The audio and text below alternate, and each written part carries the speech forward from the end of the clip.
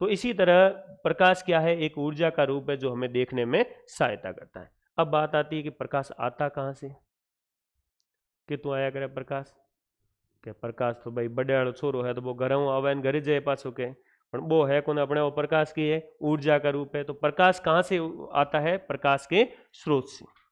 कहाँ से आता है, प्रकाश के स्रोत से। और प्रकाश के स्रोत कितने होते हैं, तो प्रकाश के स्रोत होते हैं दो।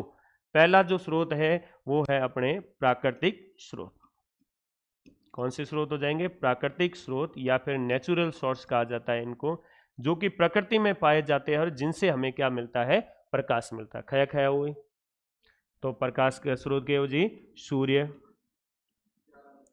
सूर्य के अलावा तारे, ध्यान रखना सूर्य भी एक क्या है, तारा है। चंद्रमा, वैसे चंद्रमा खुद का कोई प्रकाश नहीं होता, वो सूर्य के प्रकाश से ही चमकता है। एक जीव भी है और कौन सा है, जुगनू। और एक ऐसे ही और जीव समुद्र में पाया जाता है जिसका नाम है एंगलर फिश, एंगलर फिश। तो ये प्रकाश के क्या है, स्रोत है, जिनसे हमें क्या मिलता है, प्रकाश मिलता है। दूसरे जो स्रोत आ जाते हैं वो कौन से स्रोत है, तो वो है अपने कृत्रिम स्रोत। कृत्रिम स्रोत जिसको किसने बनाया है, इंसान ने बनाया है, जिनसे हमें प्रकाश मिलता है। तो होंगे तो कोई कमी है ही कौन, लिखना चाहो तो आप कई लिख सको। हैंगो पहला के है कि साहब माचिस बनाया हो, तो माचिस भी प्रकाश का क्या हो जाएगा, स्रोत हो जाएगा। फिर के बनाई, चिमनी बना देनी, तो चिमनी, लालटेन, बड़ा के हो लैंप, ये तो पुराने जमाने में। उसके बाद क्या शुरू हो गया, बल्ब शुरू हो गया। बल्ब के बाद CFL, ठीक है, CFL ट्यूबलाइट शुरू हो गई। ट्यूबलाइट के बाद आजकल जो ट्यूबलाइट आती है वो कौन सी ट्यूबलाइट हो गई, LED। LED मतलब लाइट एमिटिंग डायोड, या फिर इसको कहा जाता है प्रकाश उत्सर्जक डायोड, प्रकाश उत्सर्जक डायोड, लाइट एमिटिंग डायोड। तो ये क्या है, प्रकाश के स्रोत जिसको हमने बनाया है। ये कृत्रिम स्रोत हो जाएंगे और वो कौन से हो जाएंगे, प्राकृतिक स्रोत हो जाएंगे, जिनसे हमें प्रकाश प्राप्त होता है। प्रकाश क्या है, एक ऊर्जा का रूप है जो देखने में सहायता करता है। इनमें थोड़ा LED की फुल फॉर्म में याद ध्यान रखनी है कि LED की फुल फॉर्म क्या होती है, तो वो है प्रकाश उत्सर्जक डायोड। अब प्रकाश के कुछ गुण भी पढ़ लेते हैं, प्रकाश के गुण या प्रॉपर्टी। हालांकि प्रकाश के गुण हम बीच बीच में आगे भी पढ़ते रहेंगे, लेकिन प्रकाश के कुछ सामान्य गुण है वो पढ़ लेते हैं। पहला है कि प्रकाश है वो हमेशा एक सरल रेखा में गमन करता है। किस में गमन करता है, सरल रेखा में गमन करता हुआ प्रतीत होता है। गमन करता क्या होता है, प्रतीत होता है। अब प्रतीत वर्ड इसलिए लिख रहे हैं क्योंकि अब छोटी क्लासों में पढ़ाते हैं तब हम कहते हैं कि प्रकाश हमेशा किस में गमन करता है, सीधी रेखा में, सरल रेखा में। लेकिन यहां लिख रहे हैं कि सरल रेखा में गमन करता हुआ प्रतीत होता है, क्योंकि प्रकाश है उसके बारीक प्रकृति के बारे में हम दो बातें करेंगे कि प्रकाश है वो कण प्रकृति का भी होता है और तरंग प्रकृति का होता है। अगर तरंग है तब तो वो सरल रेखा में गमन करना चाहिए, कण है तो वो सरल रेखा में गमन नहीं कर सकता। इसलिए हम कहते हैं कि प्रकाश है वो सरल रेखा में गमन करता हुआ प्रतीत होता है, और उसे क्या कहा जाता है, उसे प्रतीत होता है और उसे क्या कहा जाता है, प्रकाश की किरण कहा जाता है। क्या कहा जाता है, प्रकाश की किरण, रे ऑफ लाइट, प्रकाश की किरण कहा जाता है। एक उदाहरण अगर थे पढ़ियो है तो पहला भी कि एक मोमबत्ती है, ठीक है, मोमबत्ती जलाई हुई है और उस मोमबत्ती को एक प्राणी है वो एक तो सीधे पाइप से देख रहा है। कैसे पाइप से देख रहा है, सीधे पाइप से, और एक ऐसे बैंड पाइप से देख रहा है, मुड़े हुए पाइप से देख रहा है। यहां से वो देख रहा है तो कौन से पाइप से उसको दिखाई देगा ये मोमबत्ती, कौन से पाइप से दिखाई देगी, सीधे पाइप से। सीधे पाइप से क्यों दिखाई देगी, क्योंकि प्रकाश यहां से निकलेगा वो हमेशा एक सरल रेखा में गमन करता हुआ, सीधी रेखा में गमन करता हुआ ऐसे है। अगर यहां से प्रकाश निकलेगा तो वो इधर जाके यहां टकरा जाएगा, और टकरा जाएगा तो यहां पर क्या है, अवरोध आ गया, बाधा आ गई, रुकावट आ गई, तो आगे जा नहीं पाएगा, इसलिए प्रकाश हमें दिखाई नहीं देगा। तो ये उदाहरण आपने पहले ही पढ़ा है कि भाई जब हम एक मुड़े हुए पाइप से मोमबत्ती को देखना चाहते हैं तो उसको जलते हुए हम देख नहीं पाते हैं, क्योंकि प्रकाश हमेशा किस में गति करता है, सरल रेखा में गमन करता है, सीधी रेखा में गमन करता है। तो ये तो पहला हो गया कि प्रकाश है वो सरल रेखा में गमन करता हुआ प्रतीत होता है, जिसे क्या कहा जाता है, प्रकाश की किरण कहते हैं। दूसरा, पृथ्वी पर प्रकाश का सबसे बड़ा स्रोत कौन सा है? सूर्य। पृथ्वी पर प्रकाश का सबसे बड़ा स्रोत कौन सा है? सूर्य है। तो सूर्य से पृथ्वी तक आने में प्रकाश को टाइम कितना लगता है? सूर्य से पृथ्वी तक प्रकाश को पहुंचने में टाइम कितना लगता है?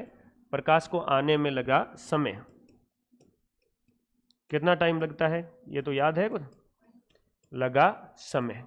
तो समय है अपने 8 मिनट और 19 या फिर 20 सेकेंड। कुछ जगह 20 मिलेगा, कुछ जगह 19 मिलेगा, और एक जगह अपने कितने सेकेंड लिखा हुआ है? 499 सेकेंड। तो 499 सेकेंड करेंगे तो 8 मिनट और कितना सेकेंड आ जाएगा? 19 सेकेंड। फिर प्रकाश है, उसकी चाल कितनी होती है? प्रकाश है, उसका वेग कितना होता है, या प्रकाश की चाल? तो प्रकाश की चाल सर्वाधिक तो किस में होती है? तो सर्वाधिक होती है निर्वात में। सर्वाधिक किस में होती है? निर्वात में। और वो कितनी होती है? तो निर्वात में होती है आपकी 3 × 10⁸ मीटर प्रति सेकेंड। ये चाल होती है 3 × 10⁸ मीटर प्रति सेकेंड। और इस चाल की गणना, या जो वेग की गणना है, वो वेग की गणना किसने की थी? तो वेग की गणना आपके रोमर ने की थी। किसने की थी? रोमर ने। कई चीज़ों तो अपन सीधे ही रटनी है कि प्रकाश की सर्वाधिक चाल किसमें होती है?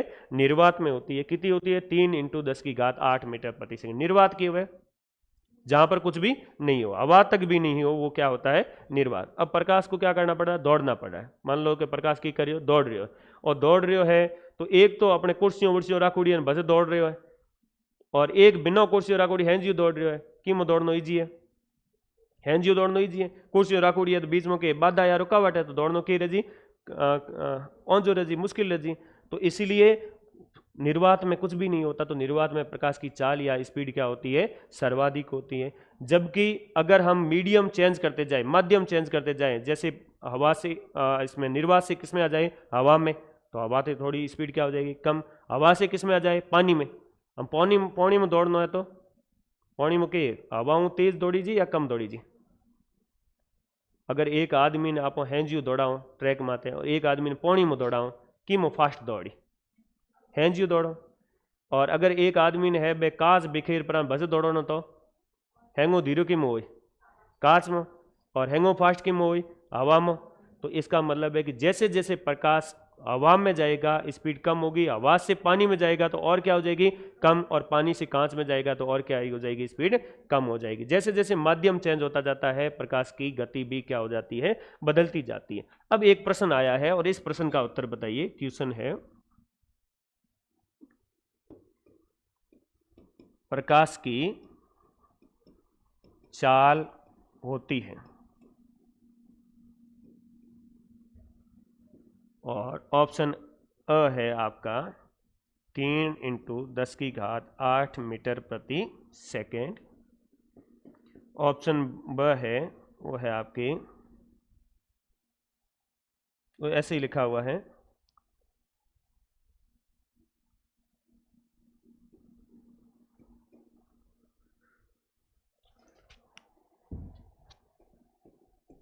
ऑप्शन स है आपकी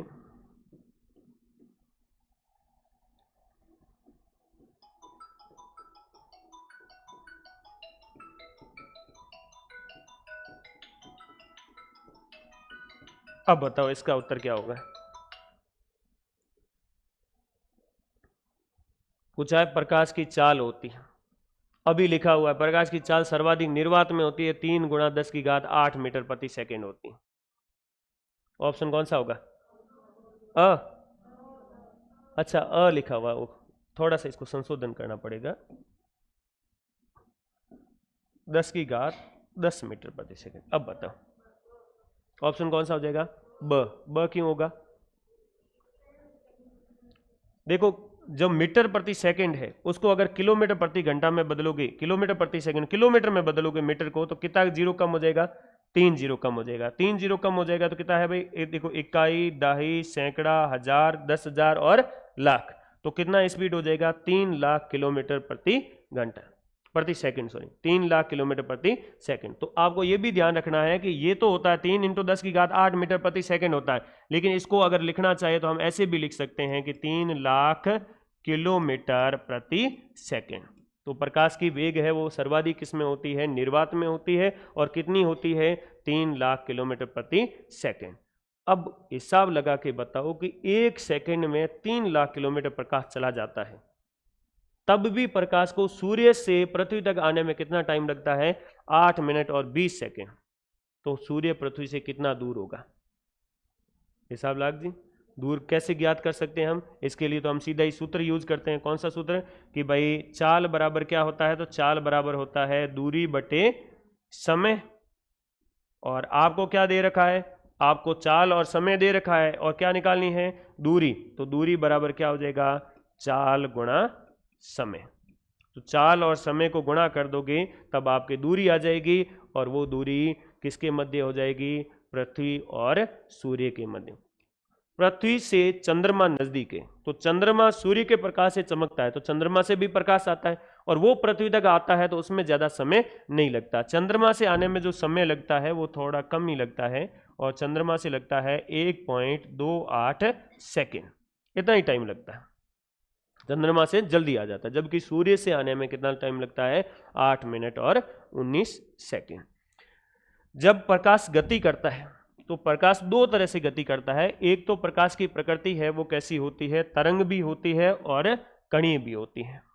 चौथा पॉइंट है प्रकाश की प्रकृति।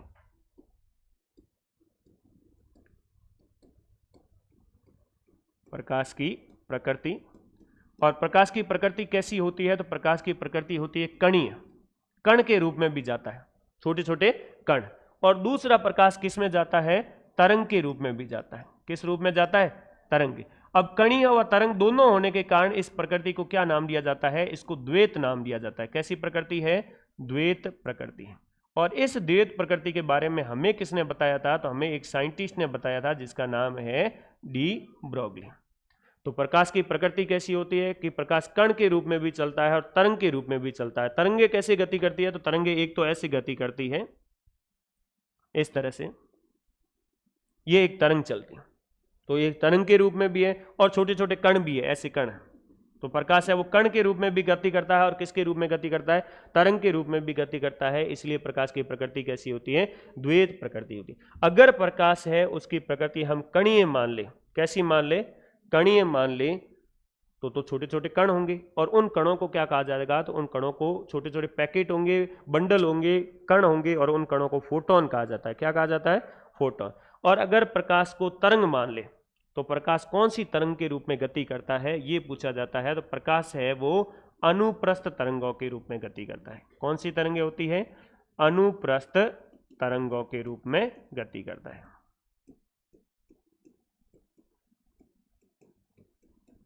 प्रकाश कौन सी तरंगों के रूप में? अनुप्रस्थ। हमें हरो अपन ठा होना चाहिए कि अनुप्रस्थ तरंगों के व्या करें। तो तरंगे दो तरह की होती है, एक तो होती है अनुदैर्ध्य, अनुदैर्ध्य, और दूसरी होती है अनुप्रस्थ। अगर आप जीके पढ़ते हो तो जीके में भूगोल में आते हैं आपके धोरे, बालू का स्तूप। और बालू का स्तूप है वो दो तरह के होते हैं, अनुदैर्ध्य भी होते हैं और अनुप्रस्थ भी होते हैं। क्या होते हैं अनुदैर्ध्य और अनुप्रस्थ? अगर हवा ऐसे चल रही है और इसी दिशा में दोहरा बन जाए ऐसे, यानी कि दोहरे की दिशा भी स्तूप की दिशा भी इसी दिशा में हो, तब तो कौन सा होता है? अनुदैर्ध्य। अगर हवा ऐसे चल रही हो और जो आपके स्तूप है वो ऐसे बन गया हो, ऐसे बन गया हो, यानी कि दिशा क्या हो गई इसकी? लंबवत हो गई, तब कौन सा कहा जाता है? अनुप्रस्थ। तो तरंगे भी दो तरह की होती है। अगर तरंग की गति किधर हो रही है? अगर तरंग की गति इधर हो रही है और तरंग के जो पार्टिकल है, कण है, वो भी ऐसे आगे पीछे गति करते हुए, ऐसे आगे पीछे गति करते हुए आगे जा रहे हैं, तब तो कौन सी तरंग होती है? अनुदैर्ध्य।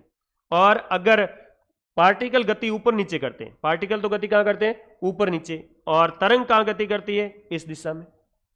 तरंग तो कहां जा रही है? आगे, और पार्टिकल कहां है? ऊपर नीचे। भाई यूं कहो कि एक आदमी है यूं टपा देतो आगे जा रहे हो। एक गेम खेलो को नहीं, पहला गेम आतो एक छोटो मारियो कारण गेम आतो टीवी में, बीमो के एक वो टप्पा देते देते ऊंचो जातो, या फिर छोटो गेम आतो वो दड़ी वालो, दड़ी खुदा अपनी आगे ले जाता है, तो वो ऊंचो नीचे कूदते हुए जा रहे हो, जा कौन रहे हो? आगे, तब तो कौन सा होता है तरंग? अनुप्रस्थ। और अगर आगे पीछे होता है, भाई एक आदमी ऐसे आगे गया, थोड़ा पीछे आया, फिर आगे गया, फिर पीछे आया, और ऐसे आगे की तरफ गति करता जाए, तब कौन सी गति होती है? अनुदैर्ध्य। और प्रकाश कैसी तरंगों के रूप में गति करता है? अनुप्रस्थ तरंगों के रूप में गति करता है। तो प्रकाश है वो अनुप्रस्थ तरंगे होती है। प्रकृति कैसी हो जाएगी? तो प्रकृति हो जाएगी इनकी कणीय व तरंग, यानी कि प्रकृति कैसी होगी? द्वैत। और द्वैत प्रकृति के बारे में हमें किसने बताया था? डी ब्रोगली ने। अब प्रकाश के बारे में इतनी चीजें लिख दीजिए, ये थोड़ा बेसिक जानकारी है, इसके बाद और डिटेल में हम लिखते रहेंगे आगे। किसका ना? द्वैत इंग्लिश में भाई पता नहीं, देखना पड़ेगा। हिंदी और इंग्लिश है वो इतनी मिक्स हो रखी है कि अब कभी कभार कुछ शब्द ऐसे हैं जिनके इंग्लिश के शब्द को पता है, हिंदी में पता ही नहीं है, क्योंकि मीडियम हमारे स्कूल को है वो इंग्लिश मीडियम है, और कई शब्द ऐसा है जो कहूँगे हिंदी पर था है, इंग्लिश सही को नहीं कहते, कहीं क्या इंग्लिश में। तो लिखो, हेडिंग डालो प्रकाश, लाइट, साथ साथ में लिखते भी जाएंगे।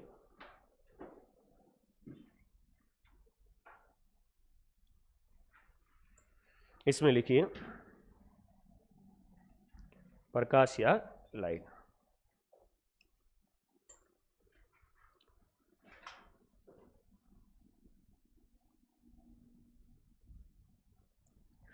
इसमें लिखिए प्रकाश एक ऊर्जा का रूप है। प्रकाश एक ऊर्जा का रूप है जो हमें, प्रकाश एक ऊर्जा का रूप है जो हमें देखने में सहायता करता है। प्रकाश एक ऊर्जा का रूप है जो हमें देखने में सहायता करता है, जो हमें देखने में सहायता करता है। अब ये जानकारी जो है प्रकाश के स्रोत है, इस जानकारी में दो चीजें काम की, एक तो ये जुगनू और एंगुलर फिश, और दूसरा क्या है? एलईडी, प्रकाश उत्सर्जक डायोड। क्योंकि अभी जो नई किताब आई है अपने एनसीईआरटी की, उसमें ये जो एलईडी है इसको स्पेशली लिखा हुआ है। एलईडी है उसको क्या लिखा हुआ है? स्पेशली अलग से वर्णन किया उसका एलईडी का, कि एलईडी क्या होती है? प्रकाश उत्सर्जक डायोड। और वो भी कौन से में? कृत्रिम स्रोत लिख के और उसने वर्णन किया है। कौन सी? 8वीं की किताब है, किसी में लिखा है, तो इसलिए हम इसको लिख देते हैं। अगला लिखिए, प्रकाश, प्रकाश के दो स्रोत होते हैं।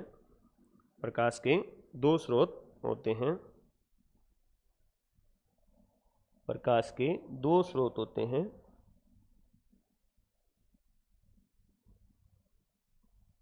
जिसमें पहला लिख दीजिए प्राकृतिक स्रोत, और इसमें सीधे एग्जाम्पल लिख दीजिए, और दूसरा है कृत्रिम स्रोत।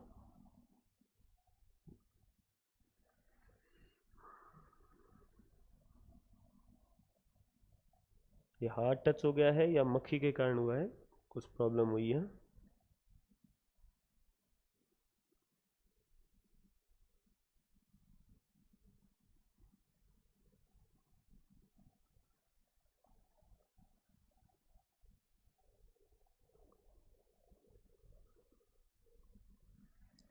ये प्रकाश के दो तरह के स्रोत हो जाएंगे, एक तो प्राकृतिक स्रोत और दूसरे कौन से हो जाएंगे? कृत्रिम स्रोत।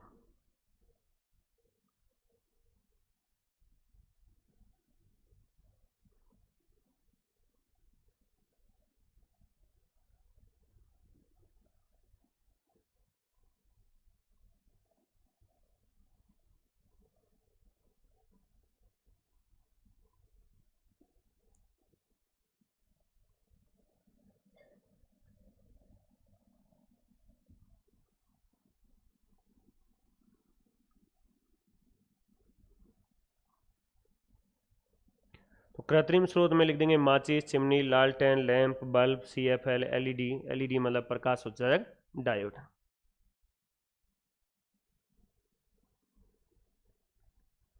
लिख दिया?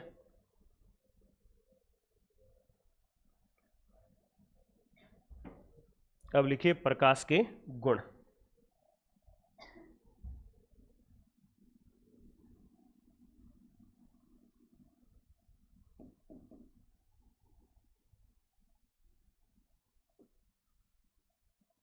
ये अटक गया, सीधे लिख दीजिए, अपन बोल देते हैं प्रकाश के गुण। वही गुण लिखेंगे जो हम आगे नहीं पढ़ेंगे, जिन गुणों के बारे में हम आगे पढ़ लेंगे उन गुणों को नहीं लिख रहे हैं। ऐसे गुण जो सीधे जनरल नॉलेज के रूप में है उन गुणों को लिख लीजिए। पहला लिख लीजिए प्रकाश सरल रेखा में, प्रकाश सरल रेखा में गमन करता हुआ, सरल रेखा में गमन करता हुआ प्रतीत होता है, सरल रेखा में गमन करता हुआ प्रतीत होता है, जिसे प्रकाश की किरण कहते हैं, जिसे प्रकाश की किरण कहते हैं। सरल रेखा में गमन करता हुआ प्रतीत होता है जिसे प्रकाश की किरण कहते हैं।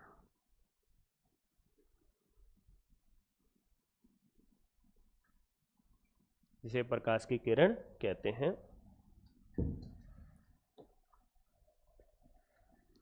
अगला लिखिए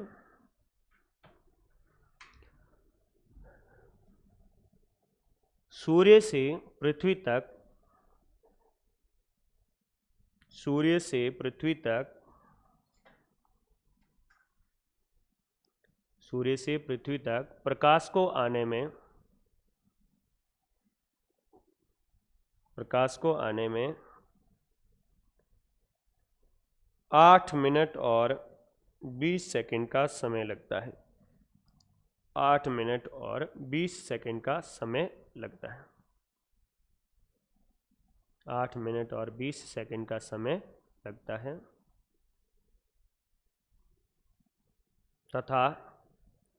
तथा चंद्रमा से, चंद्रमा से, चंद्रमा से आने में, चंद्रमा से आने में, चंद्रमा से आने में 1.28 सेकंड का समय लगता है।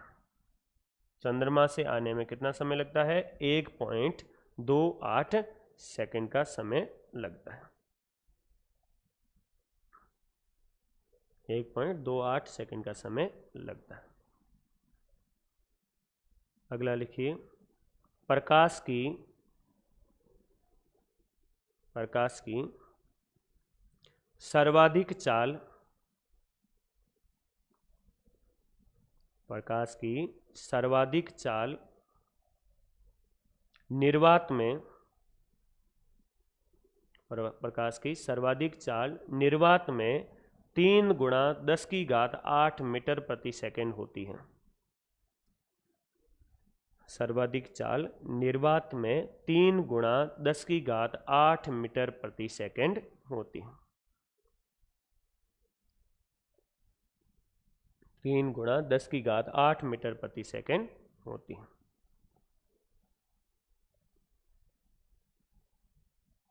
इसकी गणना, इसकी गणना, इसकी मतलब चाल की गणना, ठीक है, इसकी गणना रोमर नामक वैज्ञानिक ने की थी। इसकी गणना रोमर नामक वैज्ञानिक ने की थी। रोमर नामक वैज्ञानिक ने की थी।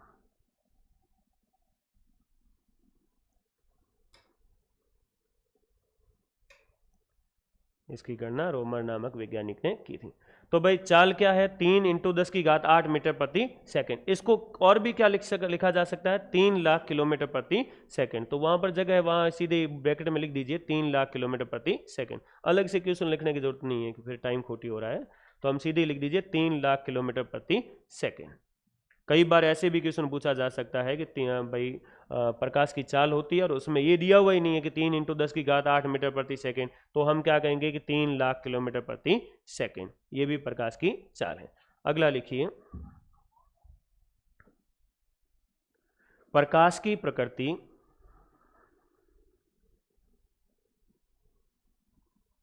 प्रकाश की प्रकृति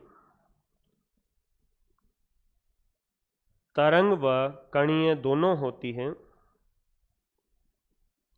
प्रकाश की प्रकृति तरंग व कणीय दोनों होती है, तरंग व कणीय दोनों होती है,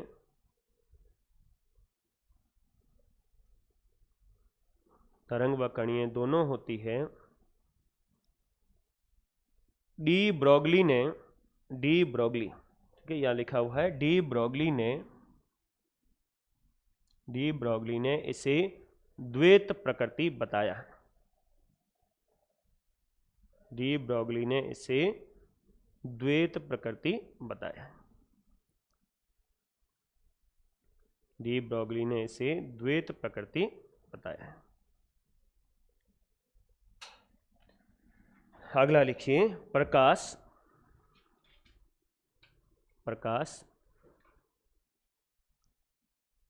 विद्युत चुंबकीय, प्रकाश विद्युत चुंबकीय, इलेक्ट्रोमैग्नेटिक, प्रकाश विद्युत चुंबकीय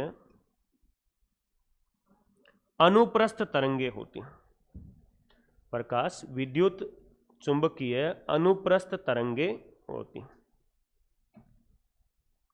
प्रकाश विद्युत चुंबकीय अनुप्रस्थ तरंगे होती हैं।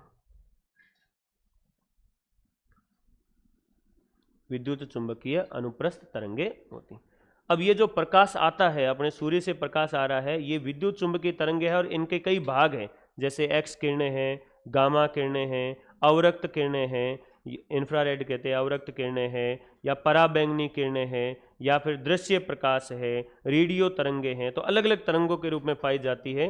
अगर आपने जियोग्राफी में पढ़ा है तो ठीक है, नहीं तो आगे हम थोड़ा इसका स्पेक्ट्रम पढ़ेंगे, उस समय इनके बारे में लिख देंगे कि दृश्य प्रकाश है वो कहाँ से कहाँ तक होता है, किसके बीच में होता है, तो अनुप्रस्थ तरंगों के रूप में गति करता है। अब कुछ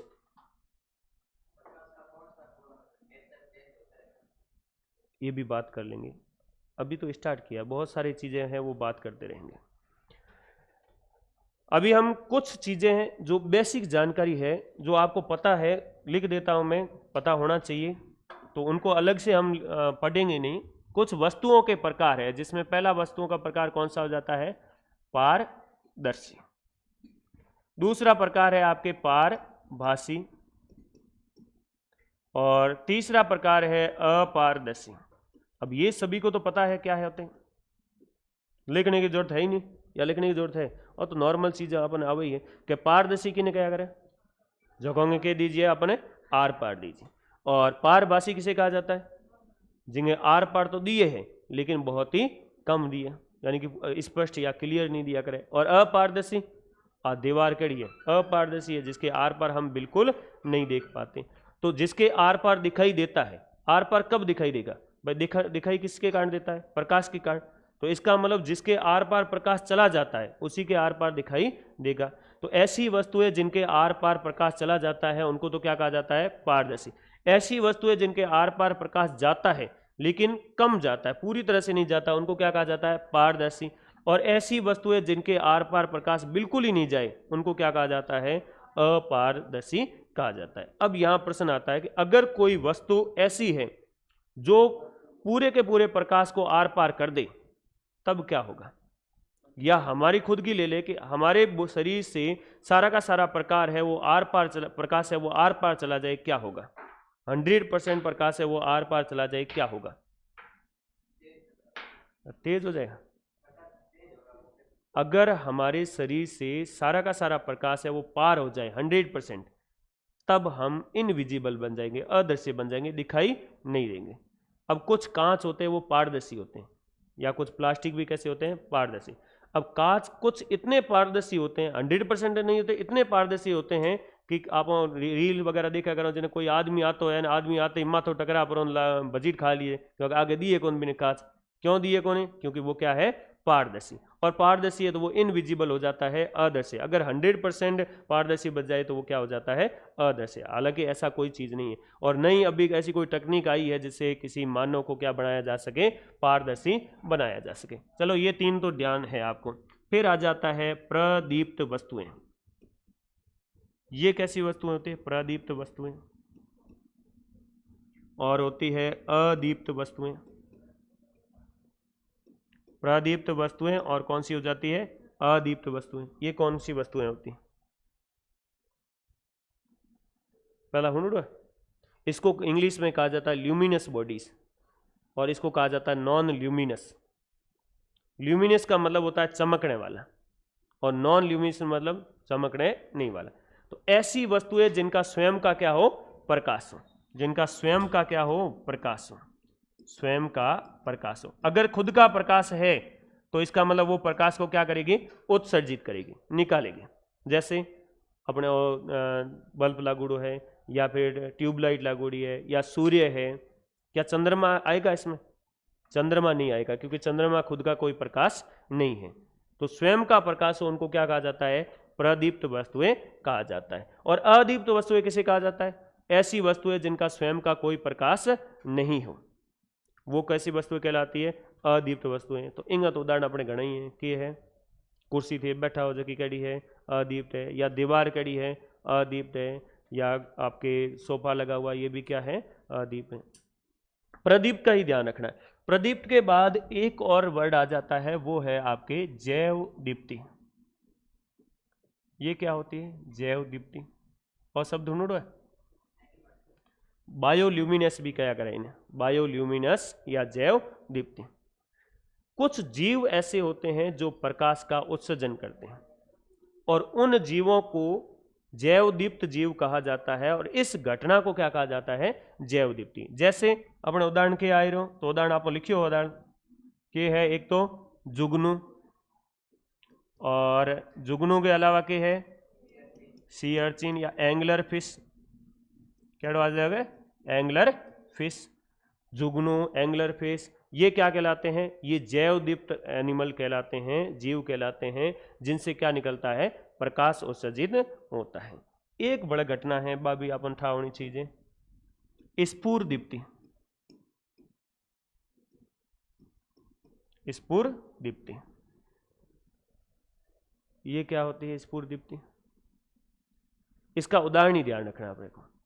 घड़ी है, पहला पुराने जमाने में घड़ी आती भी, घड़ी के नीचे एक प्लेट लागूड़ी होती, मोले पाए बा प्लेट अंधेरे में चमकती, बिन डायल कहता है। तो घड़ी के जो डायल का चमकना है वो क्या कहलाता है, स्फुर दीप्ति कहलाता है। यही उदाहरण ध्यान रखना कि घड़ी का डायल का चमकना क्या कहलाता है, तो वो क्या कहलाता है, स्फुर दीप्ति कहलाता है। एक बड़ा दीप्ति का नाम आएगा प्रतिदीप्ति। इसका मतलब क्या होगा, प्रतिदीप्ति। रात का अंधेरे में सफर किया है और रोड माते घड़ा बोर्ड लागूड़ा हुआ करें, और ज्यों ही लाइट भी बोर्ड मत पड़े भाई बोर्ड चमकना दीजिए, तो वो क्या कहलाता है, वो प्रतिदीप्ति कहलाता है। स्फुर दीप्ति तो घड़ी के डायल का चमकना है, वो क्या कहलाता है, स्फुर दीप्ति। और प्रतिदीप्ति क्या कहलाता है, जब साइन बोर्ड होते हैं या फिर यातायात संकेत के जो बोर्ड होते हैं उनके ऊपर जब लाइट पड़ती है, तो लाइट पड़ने के कारण अगर वो चमकते हैं तो वो क्या कहलाती है, प्रतिदीप्ति कहलाती है। एक दीप्ति और है, वो है अपने ताप दीप्ति। हालांकि ये तो नॉर्मल है, कुछ नहीं है। ये प्रतिदीप्ति, स्फुर दीप्ति और जैव दीप्ति, ये ध्यान रखना। ताप दीप्ति क्या होता है, अगर किसी चीज को गर्म करें और गर्म करने पर वो चमकने लग जाए, प्रकाश उत्सर्जन करने लग जाए, तब उसको क्या कहा जाता है, जैव दीप्ति, सॉरी ताप दीप्ति। इसका कोई उदाहरण है ताप दीप्ति का, थारे नजर में आवे कोई? बल्ब, बल्ब के अंदर तंतु होता है, वो जब भयंकर गर्म हो जाता है, गर्म हो जाता है तो वो प्रकाश को उत्सर्जित करने लग जाता है, उसी को क्या कहा जाता है, ताप दीप्ति कहा जाता है। या फिर हीटर देख लो, जो हीटर होता है उसका तंतु होता है, वो चमकता है तो रात को अगर हीटर चला उड़ो है, खाओ हीटर, एक वो अपने नॉर्मल हीटर आया करें, वो अगर चला रख उड़ो है तो रात को चौंधनो हो जी दिखाई देना शुरू हो जाएगा। क्यों? क्योंकि वहां पर कौन सी दीप्ति होगी, ताप दीप्ति। तो अब इनमें से जो चीज आपको लगता है कि इसको लिखना चाहिए वो लिख देते हैं, और अगर आपको लगता है कि ये तो आता है तो हम सीधे स्किप कर सकते हैं। तो कहीं कोई चीज लिखना है क्या, अगर लिखना चाहो तो एक तो जैव दीप्ति लिख दो, तो हेडिंग डाल दो जैव दीप्ति, जैव दीप्ति। ये है नॉर्मल चीजें हैं, ऐसी ज्यादा टिपिकल नहीं है। जैव दीप्ति में लिखिए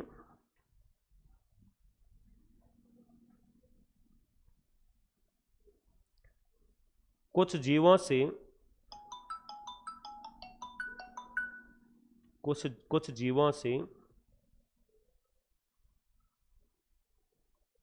प्रकाश उत्सर्जित होने की घटना, कुछ जीवों से प्रकाश उत्सर्जित होने की घटना प्रकाश उत्सर्जित होने की घटना जैव दीप्ति कहलाती है। प्रकाश उत्सर्जित होने की घटना जैव दीप्ति कहलाती है। प्रकाश उत्सर्जित होने की घटना जैव दीप्ति कहलाती है, जैसे जुगनू, एंगलर फिश आदि। जैसे जुगनू, एंगलर फिश आदि। जैसे जुगनू, एंगलर फिश आदि।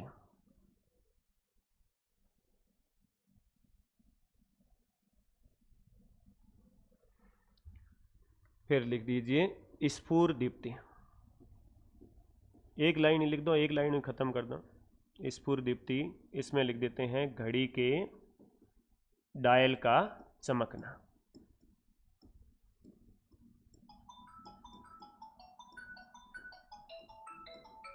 घड़ी के डायल का चमकना, ये क्या कहलाएगा? स्फुर दीप्ति। और एक लाइन फिर लिख दो प्रतिदीप्ति के बारे में।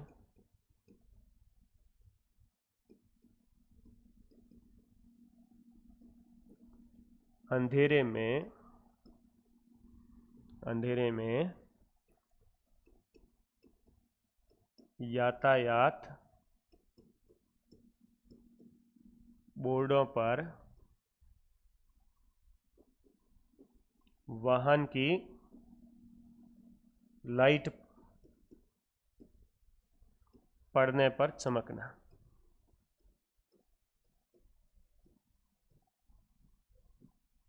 लाइट पड़ने पर चमकना, तो ये क्या कहलाता है? प्रतिदीप्ति। और ताप दीप्ति इतना इंपॉर्टेंट नहीं है, क्योंकि ताप दीप्ति तो अपने को पता ही है। अच्छा, आप लाइट की ने क्या करो? वैसे अपने लिए लाइट को मतलब क्या होया करे? करंट, विद्युत। अब थोड़ा के बोलना स्टार्ट कर देने कि लाइट आई रीन, लाइट की रीन, लाइट की के है कटौती है, जबकि लाइट का मतलब तो क्या होता है? प्रकाश होता है। लेकिन आपको तो लाइट की ने बोलना, विद्युत ने, इलेक्ट्रिसिटी ने, क्यों? आदत पड़ गई है। जैसे आपने आदत पड़ी है कहीं दूर जाए आटो पियाण, जो आटो थोड़ी पिया करे, क्या होया करे? बाजरी या गेहूँ दोन पियाण होया करे, लेकिन क्यों क्यों आटो पियाण? तो यूँ ही अपने आदत पड़ी की है लाइट। तो इध भी आपको कह लिखो कि वाहन की लाइट पड़ने पर, लाइट मतलब यहाँ क्या है? प्रकाश है। तो लाइट पड़ने पर चमकना, वो क्या कहलाता है? प्रतिदीप्ति कहलाता है। अब कुछ प्रकाश के गुण और बचे हैं, उन गुणों को हम पढ़ेंगे प्रकाश के वर्ण विक्षेपण में, कि प्रकाश की कितनी कैसी तरंग होती है और कितने रंगों में विभक्त होता है प्रकाश। तो प्रकाश का जब वर्ण विक्षेपण पढ़ेंगे उस समय काफ़ी सारे और गुण हैं वो लिखेंगे। अब हम सीधा ही एक घटना ले लेते हैं, और वो घटना है अपनी प्रकाश का परावर्तन। प्रकाश का परावर्तन, या फिर इसको कहा जाता है रिफ्लेक्शन ऑफ लाइट। प्रकाश का परावर्तन अंग्रेजी में क्या कहा जाता है? Reflection of light.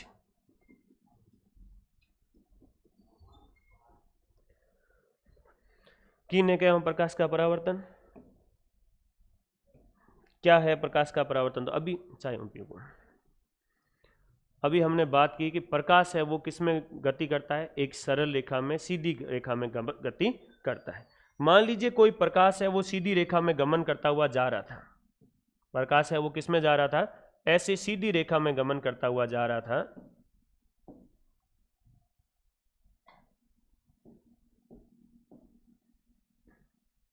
सीधी रेखा में गमन करता हुआ जा रहा था, और मार्ग में कोई रुकावट आ गई।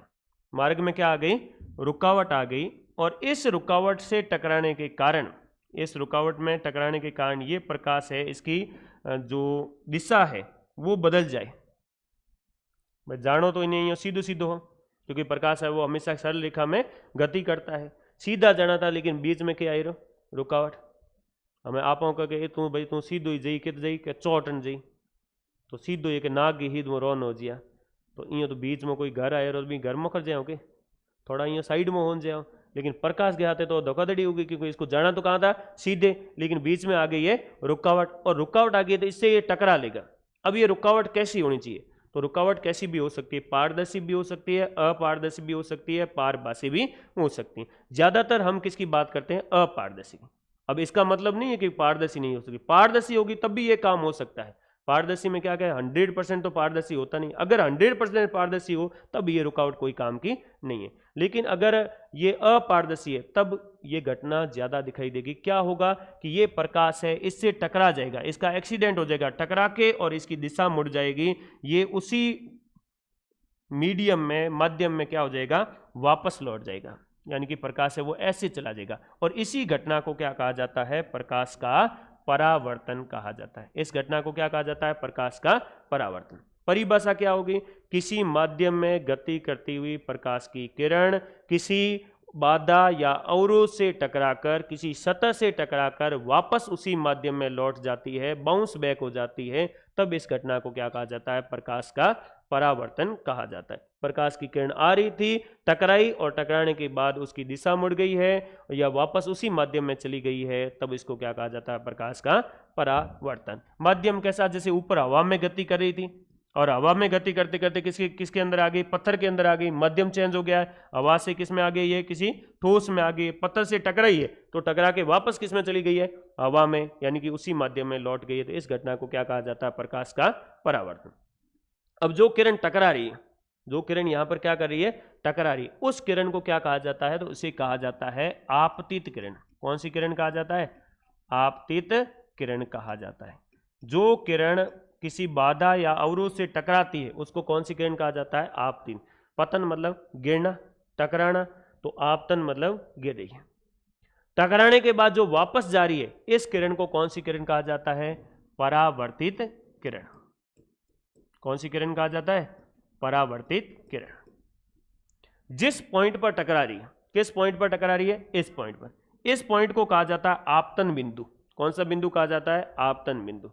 अगर इस बिंदु पर आप एक 90 डिग्री का कोण बनाते हुए, समकोण बनाते हुए एक रेखा खींचे, वाकई में रेखा होती नहीं, मान लीजिए कि और मोबाइल है और ई मोबाइल माते आ टकराई है, यहां पर ऐसे टकराई है, तो जिस बिंदु पर टकरा रही है उस बिंदु पर अगर 90 डिग्री का कोण बनाते हुए एक रेखा खींचे, ये ऐसी रेखा है, एक्चुअल में तो कोई रेखा होती नहीं है, लेकिन अगर हम खींचे, इमेजिनरी लाइन ड्रॉ करें, एक काल्पनिक रेखा खींचे, तो उस काल्पनिक रेखा को क्या नाम दिया जाता है, अभिलंब नाम दिया जाता है। क्या नाम दिया जाता है, अभिलंब। तो अगर यहां पर हम एक 90 डिग्री का कोण बनाते हुए ऐसे काल्पनिक रेखा खींच दे, तो इस काल्पनिक रेखा को क्या नाम दिया जाएगा, अभिलंब नाम दिया जाएगा।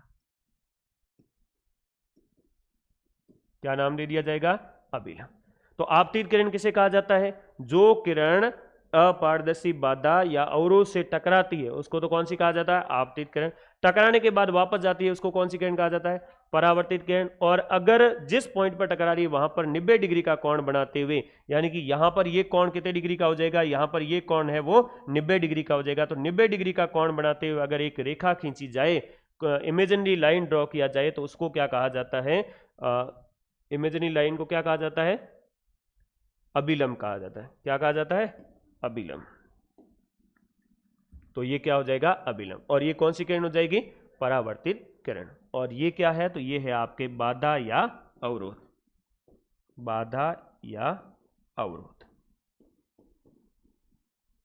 अब ये थोड़े शब्द ध्यान होने चाहिए, क्योंकि प्रकाश का जब परावर्तन पढ़ते हैं तो ये बार बार शब्द आएंगे कि आपतित किरण है, परावर्तित किरण है और अभिलंब। तो ये क्या होते हैं कि आपतित किरण तो जो टकरा रही है वो आपतित किरण, टकरा के वापस जा रही है वो कौन सी है, परावर्तित किरण। और अभिलंब क्या है, जिस जगह पर टकरा रही है वहां पर अगर एक कोई लाइन खींच दे, होती नहीं है, हम अपनी तरफ से खींच दे, तो उसको क्या कहा जाता है, अभिलंब कहा जाता है। और आपतित किरण और अभिलंब, इसके बीच में एक कोण बन रहा है, यहां पर क्या बन रहा है, एक कोण। कहां बन रहा है, ये वाला कोण। इस कोण को कौन सा कोण नाम दिया जाएगा, तो इसको कहा जाएगा आपतन कोण। कौन सा कोण कहा जाएगा, आपतन कोण। और इसको किससे लिखा जाता है, तो इसको लिखा जाता है कोण आई से। किससे लिखा जाता है, कोण आई से। दूसरा है आपके, ये कौन सा है, अभिलंब, और ये परावर्तित किरण, इसके बीच में भी यहां कोण बन रहा है, और इस कोण को कौन सा कोण कहा जाएगा, तो इसे कहा जाएगा परावर्तन कोण। कौन सा कोण नाम दिया जाएगा, परावर्तन कोण। और किससे लिखा जाएगा, कोण आर से लिखा जाएगा। किससे लिखा जाएगा, कोण आर से। गांव में अपने कदी कदी क्या करेंगे, छोरा पड़को मती नोक के हुई माथु दुखी, जो पड़को पढ़या करे वो पड़को के होया करे, वाकई में प्रकाश को परावर्तन आया करे। अब पड़को क्यों पढ़या करे, काचो पढ़या करे कि दर्पण पढ़या करे, मेरे क्यों पढ़या करे, काचो। दर्पण पड़ा करे। आप भी नहीं कांच को गलत कहो, कांच केड़ो होया करे पारदर्शी होया करे। और जो शीशा या फिर आईना या फिर दर्पण या मिरर है वो कैसा होता है, वो अपारदर्शी होता है। तो किसी दर्पण के ऊपर या आईने के ऊपर पड़ती है तो जो लाइट पड़ती है, प्रकाश पड़ता है, वो तो कौन सी किरण हो जाएगी, आपतित किरण। फिर पड़को जो अपने पड़ा करे आंखों में वो की हो जी, परावर्तित किरण हो जाएगी। और बाधा या अवरोध क्या हो जाएगा, तो जो आपने दर्पण लिया है वो क्या हो जाएगा, बाधा या अवरोध। और आपतन कोण कौन सा हो जाएगा, आपतित किरण और अभिलंब के बीच का जो कोण होगा वो कौन सा कोण कहलाएगा, आपतन कोण। और अभिलंब और परावर्तित किरण के बीच में कोण होगा उसको क्या कहा जाएगा, परावर्तन कोण। आपतन कोण को किससे लिखा जाएगा, कोण आई से, और परावर्तन कोण को किससे लिखा जाएगा, कोण आर से लिखा जाएगा। तो हेडिंग डाल रही है प्रकाश का परावर्तन, इसकी परिभाषा और ये चीज लिख देते हैं, फिर मेन काम और आगे आ जाता है। हेडिंग डालिए प्रकाश का परावर्तन, रिफ्लेक्शन ऑफ लाइट।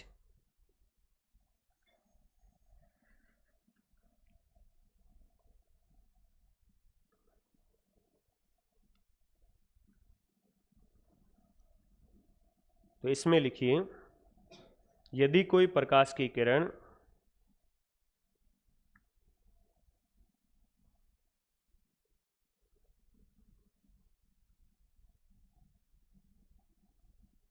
यदि कोई प्रकाश की किरण किसी माध्यम में गति करती हुई, यदि कोई प्रकाश की किरण किसी माध्यम में गति करती हुई, किसी माध्यम में गति करती हुई बाधा या अवरोध से टकराकर, बाधा या अवरोध से टकराकर, बाधा या अवरोध से टकराकर पुनः उसी माध्यम में लौट जाए, पुनः उसी माध्यम में लौट जाए, तो यह घटना, तो यह घटना प्रकाश का परावर्तन कहलाती है। तो यह घटना प्रकाश का परावर्तन कहलाती है। यह घटना प्रकाश का परावर्तन कहलाती है।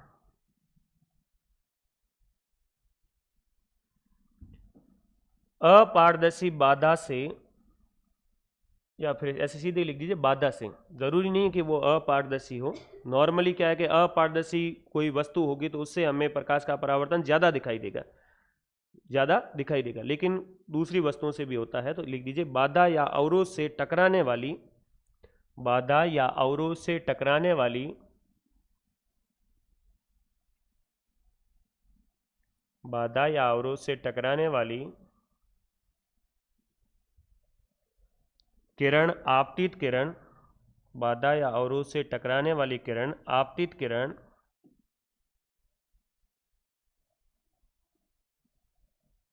आपतित किरण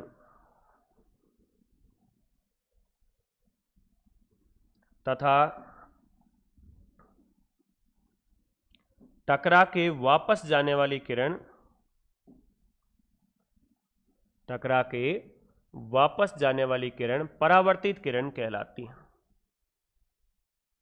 टकरा के वापस जाने वाली किरण परावर्तित किरण कहलाती है।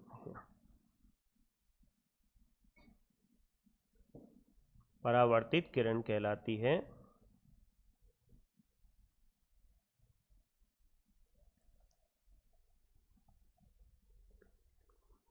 यदि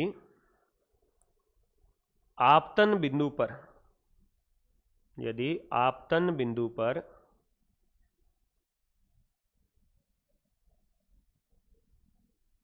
समकोण बनाते हुए, आपतन बिंदु पर समकोण बनाते हुए, आपतन बिंदु पर समकोण बनाते हुए काल्पनिक रेखा खींचे, समकोण बनाते हुए काल्पनिक रेखा खींचे तो उसे अभिलंब कहते हैं। काल्पनिक रेखा खींचे तो उसे अभिलंब कहते हैं। काल्पनिक रेखा खींचे तो उसे क्या कहा जाता है, अभिलंब कहा जाता है। तो उसे अभिलंब कहते हैं, तो उसे अभिलंब कहते हैं। अभिलंब व अगला पॉइंट है, अभिलंब व, अब ये जो हम लिख रहे हैं इससे रिलेटेड प्रश्न नहीं बनता है, क्वेश्चन आगे ही बनता है। ये तो हमें जानकारी होगी तभी हम आगे क्वेश्चन कर पाएंगे। तो लिखिए अभिलंब व आपतित किरण के मध्य का कोण, अभिलंब व आपतित किरण के मध्य का कोण, अभिलंब व आपतित किरण के मध्य का कोण आपतन कोण, आपतन कोण तथा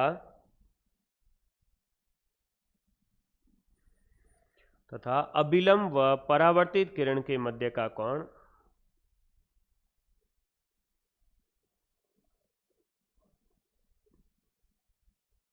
अभिलंब व परावर्तित किरण के मध्य का कोण परावर्तन कोण, परावर्तन कोण, कोष्टक में लिख देना कोण आर, कोष्टक में क्या लिख दोगे, कोण आर।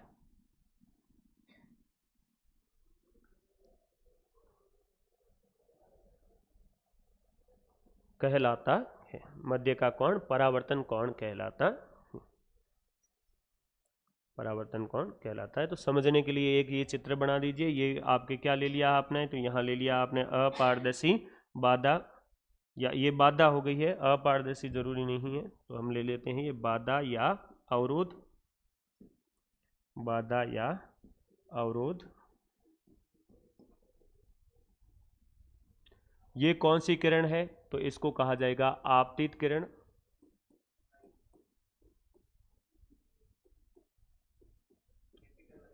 ठीक है, आपतित किरण नहीं, कैपिटल स्मॉल आई, ठीक है। और इंसिडेंट, कैपिटल आई रे, इंसिडेंट, रे ऑफ इंसिडेंट कहते हैं, रे ऑफ इंसिडेंट, इंग्लिश में इसको कहा जाता है रे ऑफ इंसिडेंट। आपतित किरण है, इंग्लिश में कहा जाता है रे ऑफ इंसिडेंट। और ये कौन सी किरण हो जाएगी, तो ये हो जाएगी परावर्तित किरण,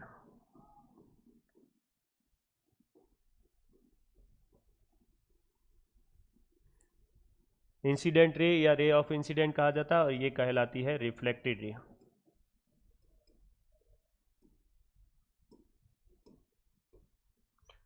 और इसको क्या कहा जाएगा, तो इसको कहा जाएगा अभिलंब।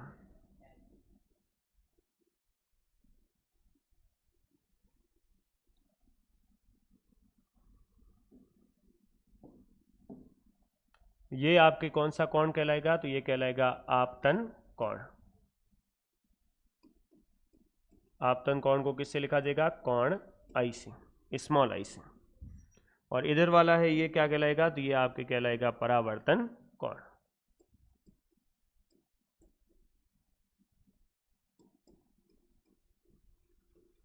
और कोण आर तो लिखा हुआ है। एंगल ऑफ इंसिडेंस आपतन कोण, और एंगल ऑफ रिफ्लेक्शन कौन सा होगा, परावर्तन कोण, वो हो जाएगी इंसिडेंट रे, और ये कौन सी हो जाएगी, रिफ्लेक्टेड रे, आपतित किरण और परावर्तित किरण।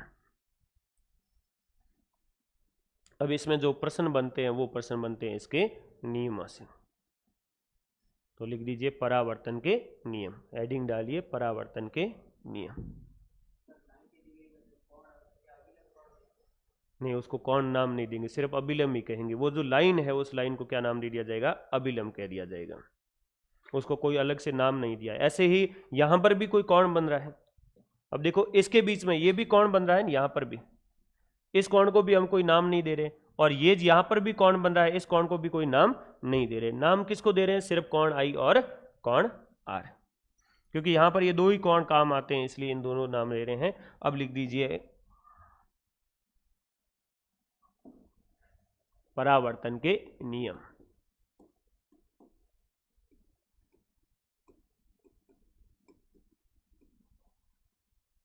परावर्तन के नियम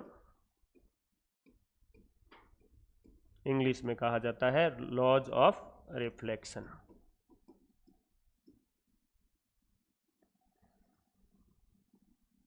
हम मेन 2 नियम है, उन 2 नियमों के बारे में बात करेंगे।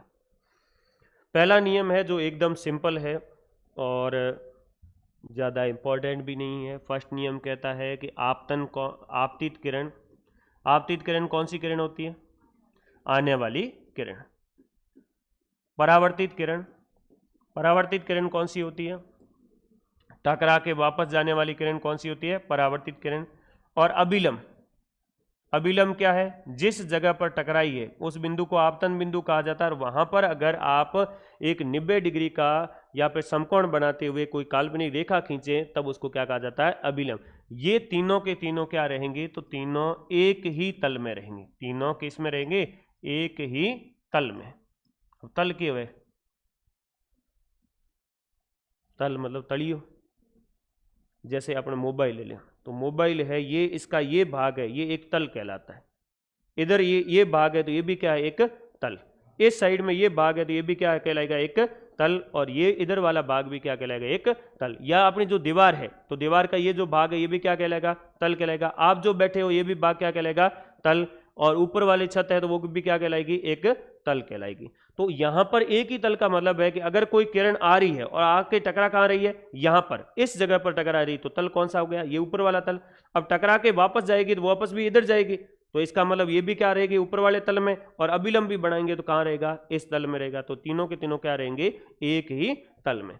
सबसे इंपॉर्टेंट आ जाता है, इससे बहुत सारे प्रश्न बनते हैं, और वो है कि आपतन कोण व परावर्तन कोण का मान क्या रहेगा? हमेशा बराबर रहेगा। आपतन कोण बराबर रहेगा हमेशा किसके? परावर्तन कोण के। यानी कि हम कह सकते हैं कि कोण आई बराबर क्या हो जाएगा? कोण आर हो जाएगा। कोण आई बराबर क्या हो जाएगा? कोण आर। यानी कि जितना आपतन कोण का मान होगा उतना ही परावर्तन कोण का मान होगा। कोण अगर आई, आपतन कोण 30 डिग्री है तो परावर्तन कोण भी कितना डिग्री हो जाएगा? 30 डिग्री। आपतन कोण का मान बढ़ा के अगर आप 60 डिग्री कर दो तो परावर्तन कोण का मान भी कितना डिग्री हो जाएगा? 60 डिग्री हो जाएगा। अब यहां से बहुत सारे क्वेश्चन बनते हैं और उन क्वेश्चनों को आपको सॉल्व भी करना है। तो पहले इन 2 नियमों को लिख देते हैं, फिर क्वेश्चन लिखना शुरू करते हैं।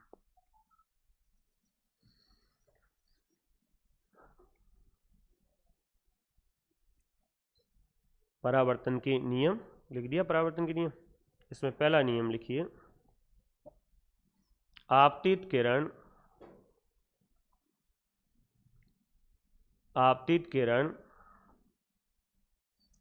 परावर्तित किरण परावर्तित किरण तथा अभिलंब, आपतित किरण, परावर्तित किरण तथा अभिलंब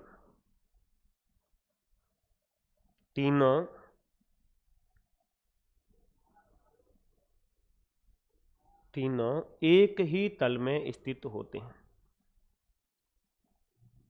तीनों एक ही तल में स्थित होते हैं।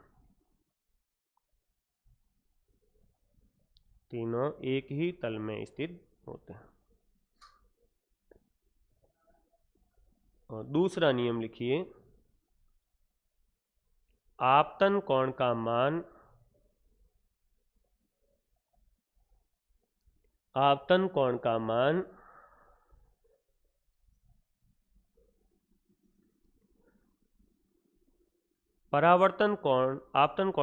व परावर्तन कोण का मान हमेशा बराबर होता है। आपतन कोण का मान व परावर्तन कोण का मान हमेशा बराबर होता है। आपतन कोण का मान व परावर्तन कोण का मान हमेशा बराबर होता है, अर्थात कोण आई बराबर कोण आर। अर्थात कोण आई बराबर कोण आर। कोण आई बराबर कोण आर।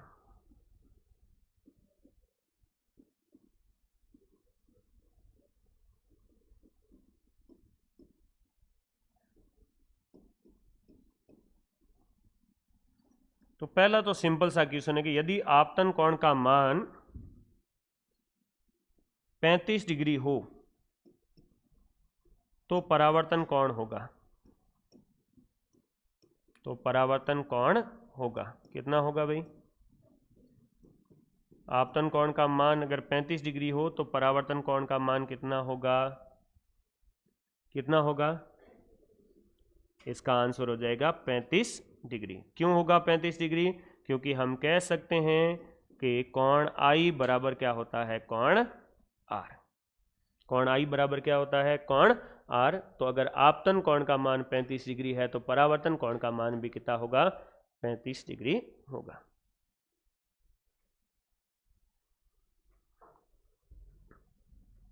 ये तो क्वेश्चन पहला हुआ जो सिंपल टाइप। चेंज कर दूं? दूसरा क्वेश्चन लिखिए और साथ में इसका आंसर भी बताइए। क्वेश्चन नंबर 2,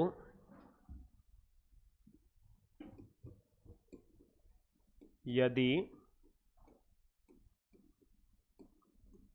परावर्तन कोण का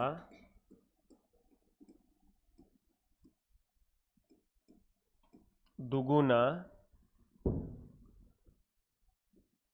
44 डिग्री हो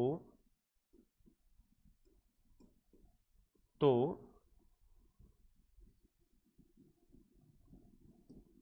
आपतन कोण का आधा होगा।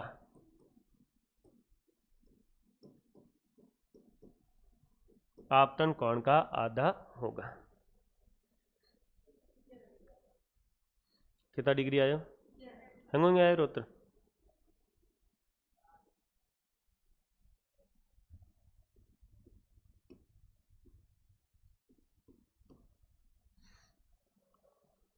क्या दिया हुआ है? परावर्तन कोण का दुगुना।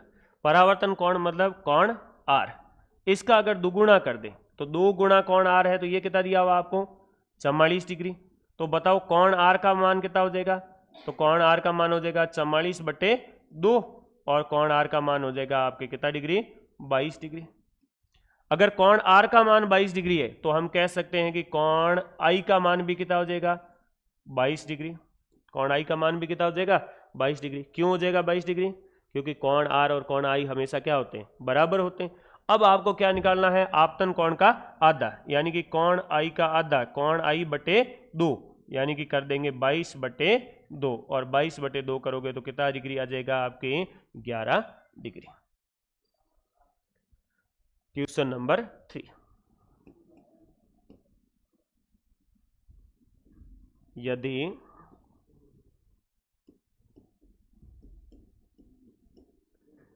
परावर्तित किरण व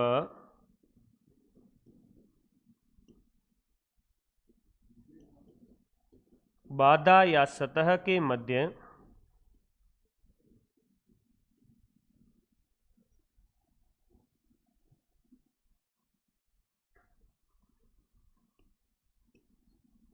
चालीस डिग्री का कोण हो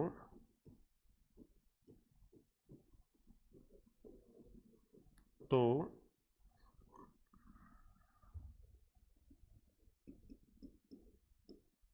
आपतन कोण का मान होगा।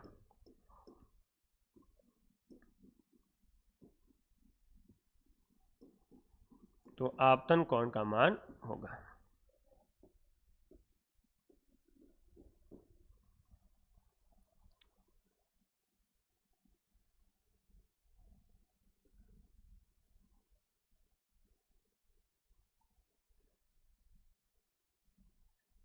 आयो उत्तर?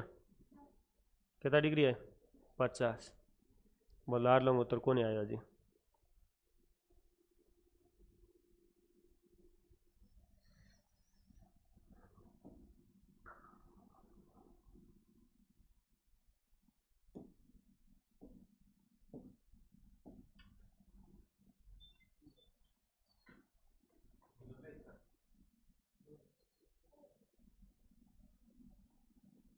क्या हुआ? आ गई?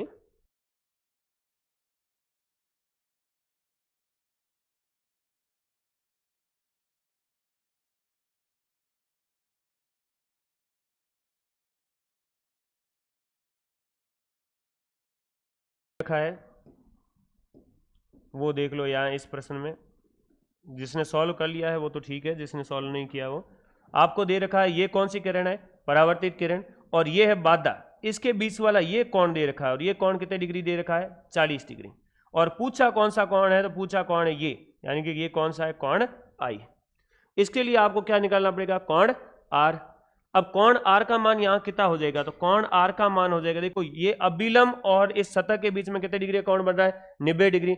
90 में से यहां तक तो है 40, तो बचा हुआ कितना होगा 50। कैसे निकालेंगे, 90 माइनस के कितना कर देंगे 40, और 90 माइनस 40 करते कितना डिग्री आ जाएगा 50 डिग्री। अगर कोण आर 50 डिग्री है तो कोण आई भी कितना हो जाएगा, कोण आई भी हो जाएगा आपके 50 डिग्री। कोण आई भी कितना हो जाएगा 50 डिग्री। अगला क्वेश्चन लिखो, चौथा क्वेश्चन।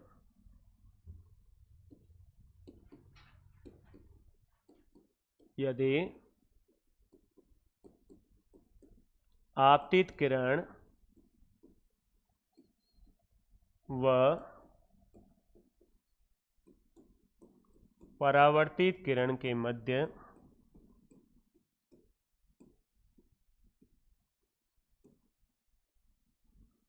आपतित किरण व परावर्तित किरण के मध्य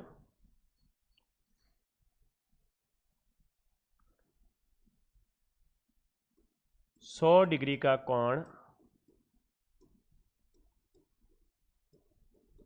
बन रहा है,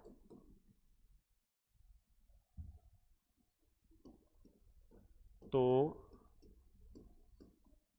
परावर्तन कोण का मान होगा।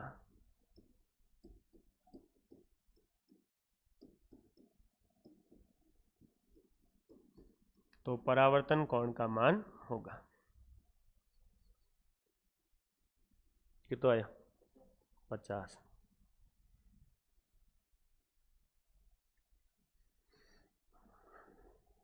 क्या दे रखा है आपको, कौन सा कोण दे रखा है, आपतित किरण और परावर्तित किरण के बीच में बनने वाला कोण। यह आपतित किरण हो जाएगी, और ये कौन सी किरण हो जाएगी, परावर्तित किरण, और इसके बीच में बनने वाला कोण है ये दे रखा है आपको, और ये पूरा का पूरा कितने डिग्री दे रखा है 100 डिग्री।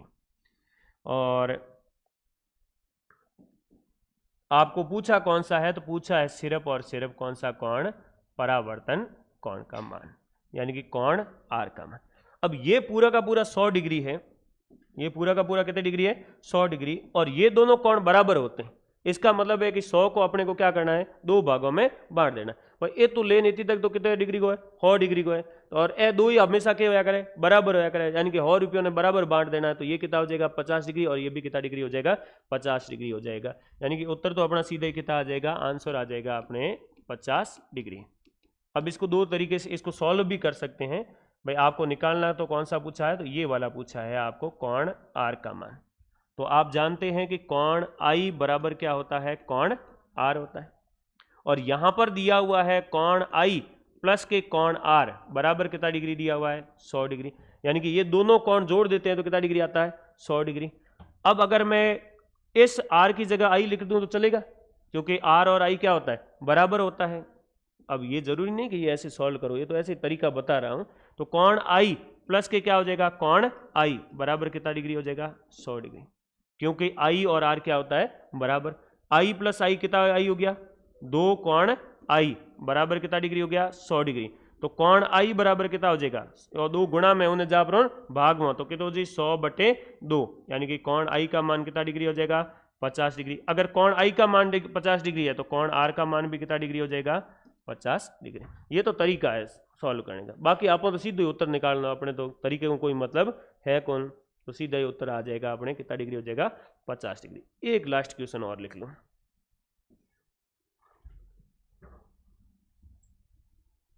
क्वेश्चन नंबर 6 है, पहुंचो। यदि दो समतल दर्पण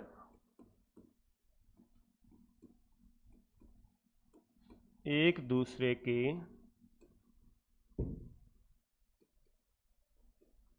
लंबवत सटाकर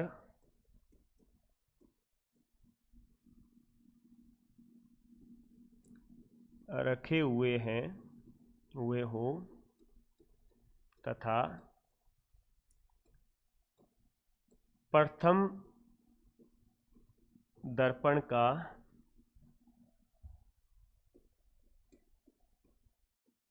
आपतन कोण 40 डिग्री हो तो दूसरे दर्पण का परावर्तन कोण होगा।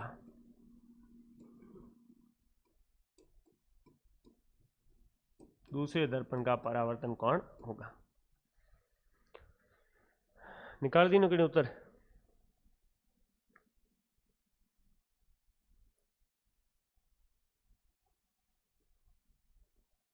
दूसरे दर्पण का परावर्तन कोण होगा।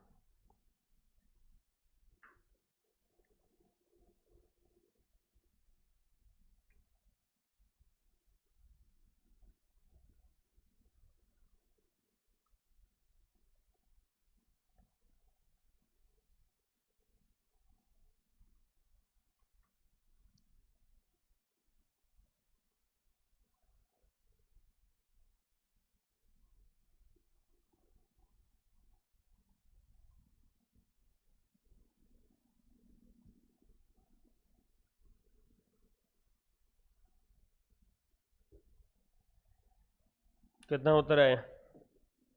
अभी आना बाकी है।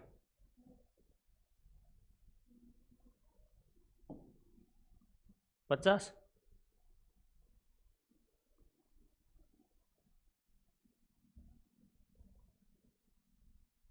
चालीस तो कौन आवे ना, क्यों आपतन कोण परावर्तन कोण तो बराबर होया करे ना, तो 40 आना चाहिए। लेकिन ये दर्पण कितना है 2, और 2 दर्पण को राखोड़ा है तो एक दूसरे में सटान राखोड़ा है, यानी कि एक दर्पण तो यूँ राखोड़ो है और दूसरो दर्पण यूँ राखोड़ो है, एक दूसरे के लंबवत राखोड़ा है। कितना डिग्री को कोण बन रहा है? 90 डिग्री को। ठीक है, एक ये दर्पण हो गया और दूसरा ये दर्पण हो गया।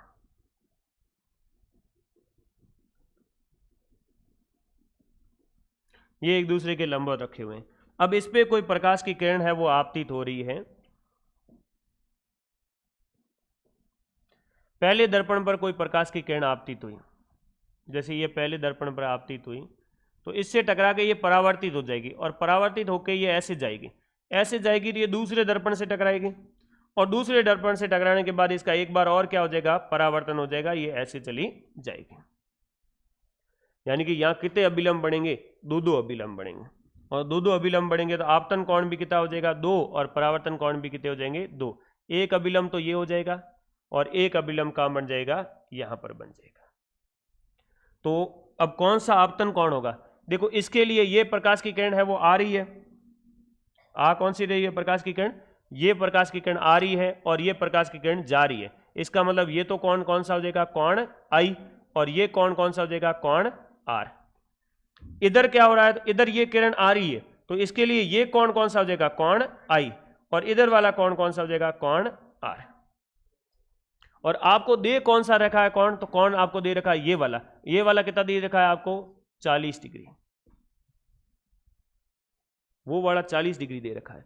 अब बताओ आपके कोण कौन सा पूछा है? ये वाला। कैसे निकालेंगे?